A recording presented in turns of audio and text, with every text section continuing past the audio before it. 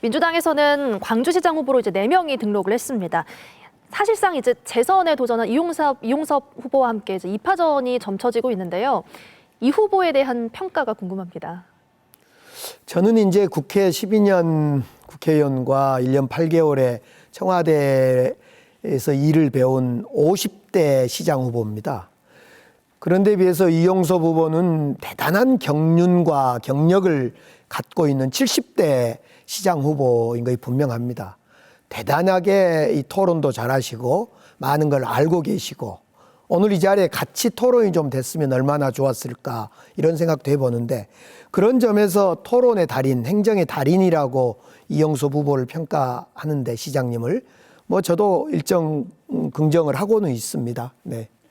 네, 그러면 뭐 이용섭 후보가 이끌어온 지난 4년에 대해서 이야기를 한번 해보자면요. 뭐 시정 민선 7기 행정 중에서 가장 잘했던 것 한 가지, 또 가장 좀 유감스러운 것 한 가지를 꼽으신다면요.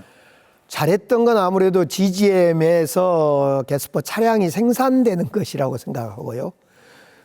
못했던 것은 아쉽지만은 광주시의 청렴도가 하위권에 맴돌면서 5천여 공직자들의 어깨가 좀 주눅이 든 것 아닌가.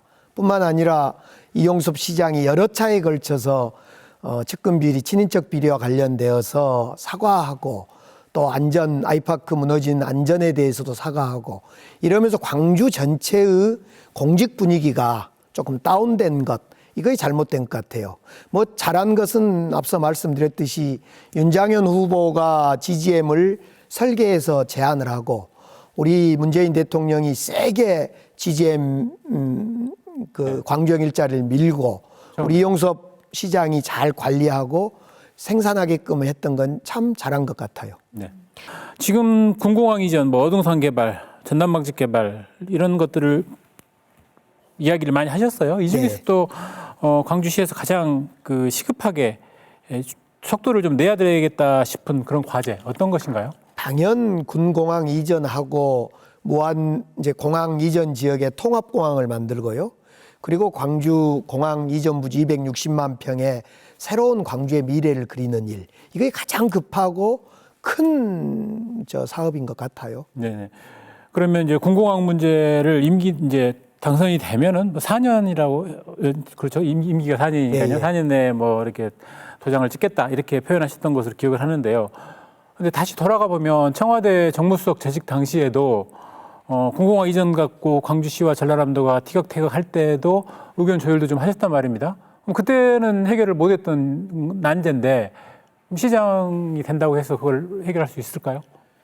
이제 가장 어려운 문제죠. 참으로 어려운 문제인데요. 이 군공항 이전과 통합공항으로 가는 문제는 저는 이제 군의의성, 경북의 군의군과 의성군의 모델, 즉 다른 말로 표현하면 대구공항을 옮기는 문제에 대해서 우리가 벤치마킹을 좀 해야 된다고 봅니다. 그것은 군과 의성이 서로 유치하려고 했던 겁니다. 왜 그랬을까? 지역을 살리기 위해서 유치하려고 했던 것이죠. 그 점을 벤치마킹했다면 우리 광주시에서 그 이전 대상 지역에 더 많은 인센티브를 제공할 준비를 했어야 된다. 그래서 군의군과 의성이 서로 가져가려고 했던 것처럼 우리 광주 군공항을 전남의 어디에서 서로 가져가려고 경쟁하는 그 준비를 했었어야 되는데 그 준비가 부족했던 거 아니냐. 제가 김영록 지사님이나 전남 관계자들을 쭉 만나보면 광주가 너무 좀 더 내놔야 되는데 그걸 내놓지 않으니까 이 소음이 오는 군공항을 누가 그걸 유치하려고 하냐. 이런 이제 반문을 하게 됩니다. 그런데 거기에는 광주가 내놓을 거에는 뭐 광주는 보따리가 작으니까 창고가 작으니까 줄 게 별로 없는 거고 그래서 중앙정부가 조금 더 나서야 된다라는 게 그 당시에 그 이야기였고 사실 대선 공약들에도 그런 내용들이 포함이 돼 있지 않습니까? 대선 공약은 국가주도 군공항 이전이라고 표기돼 있습니다만은 현재 법에 따르면 이 책임은 오롯이 광주시에서 어디서 빚을 내서라도 군공항을 옮기고 싶다면 광주시에서 내놔야 됩니다. 그래 이 점을 착각하면 안 되는데 저는 아쉬웠던 것이 지금 군공항 이전과 관련해서 가장 중요한 핵심 포인트는 어디냐면 광주시가 을이라는 겁니다. 지금 광주시가 공항을 옮기기 위해서 애가 달바 있어야 되고 또 어떤 것도 다 주머니를 풀어서 내놔야 되는 겁니다. 그리고 정부의 요구는 그 다음 문제입니다. 이 지금 군공항 특별법은요, 기부대 양여 방식으로 되어 있기 때문에 이 정부의 주도성을 현재는 발휘하기 힘듭니다. 그 점이 간과돼서는 안 된다. 저는 이 점을 봅니다. 네네, 물론 그런 부분들은 하고요. 예. 일단 뭐 공공항 문제는 또 다음 네. 또 이야기하기로 하고요. 네. 또 어등산 개발이나 전남 방직 개발 관련해서도 문제를 회피하지 않고 취임 6개월 이내에 해결하겠다라고 기간을 좀 명시를 하셨어요. 정리하자면 빠른 시일 안에 해결하겠다 이런 말씀이잖아요. 말씀은 좋은데 그래서 어떤 방식으로 빠르게 해결을 하실 것인지가 궁금하거든요. 어등산 문제는 오랫동안 이 해법을 못 찾고 그대로 있었던 일인데요.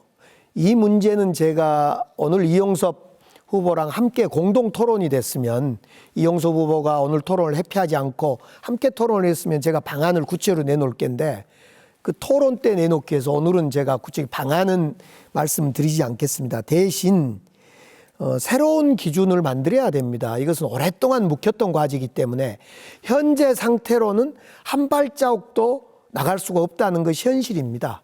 특히 지금 소송이 진행되고 있기 때문에 소송 문제가 또 어떤 형태로든 종료가 돼야 되는 문제가 있습니다. 네. 그래서 어등산 문제는 오래 묵은 숙제인데 빠른 시간 안에 제가 해결할 수 있는 준비가 되어 있다. 이 말씀만 드리겠습니다. 그러면 뭐 어등산이야 뭐 올해 묵은 이제 과제고 전남 방직은 뭐 전남 그렇게 오래된 건 방직은- 아니지 않습니까? 네. 전남 방직은 우선 협상 대상자가 선정되어서 지금 협상을 하고 있는 중입니다. 시와 그 우선 협상자하고 그 협상의 내용이 공개되지는 않아 있고 저도 그 내용은 잘 모르겠습니다. 그러나 이 전남 방직은 이제 말하자면 여기에 주택 비율을 어떻게 할 거냐 등 이런 문제를 협상하고 있는 과정이기 때문에 이 문제는 크게 어렵지 않는 문제 아닌가 저는 이렇게 보고 있습니다. 전남 방직과 일심 방직터에 대한 어떤 개발 해법은 그래도 뭐 얼추 네. 얼개라도 말씀해 주실 수 있나요? 지금 그것은 뭐 우선 협상 대상자의 요구가 뭔지 저는 그건 파악하지는 못하고 있습니다. 그것은 공개되어 있지 않습니다. 그런 굉장히 그 이해 당사자들이 많이 있는 그런 이제 복잡한 사안인데 그거를 이제 취임 6개월 이내에 해답을 제시하겠다라고 하니까 이 부분은 조금 답변이 좀 부족하다라는 그런 느낌은 전남 방직과 전남 방직 일심 방직 문제는요. 의외로 거기가 상권이 형성될 수 있는 좋은 공간이기 때문에 여기는 그렇게 어려운 문제가 아닙니다. 지금 어등산이 어렵습니다. 근데 어등산 문제는 제가 다시 말씀드리건데 이용섭 후보와 함께 토론이 되면 제가 구체적인 방안을 제시를 하겠습니다. 네네, 알겠습니다. 뭐 지금까지 이제 광주시에서 그나마 이제 성과로 이렇게 평가를 해주시는 AI 산업 또 광주형 일자리 사업 있지 않습니까? 이제 시즌 2 이야기도 했습니다. 이용섭 시장이. 그래서 만약에 혹시 이제 바뀐다면 뭐 저기 사업의 연속성이라든지 이런 부분들을 염려하는 분들도 꽤 있거든요. 어떻습니까? 광주형 일자리 이 사업은요. 윤장현 시장이 시작했고 이용섭 우리 현 시장이 잘해서 지금 관리해 오고 있고 생산해 오고 있고 제가 시장이 되면 당연히 이 빅그린 산단에 부품 클러스터 산단도 만들어야 되고 또 자율주행차, 전기차로 계속 나가줘야 됩니다. 네네. 이것은 누가 시장이 되든 쭉 가야 될 광주의 사업입니다. AI 융합산업은 제가 공약을 만들었던 사람입니다. 그리고 지금 이용섭 시장께서 이걸 예타 면제 사업으로 지금 추진을 하고 있고요.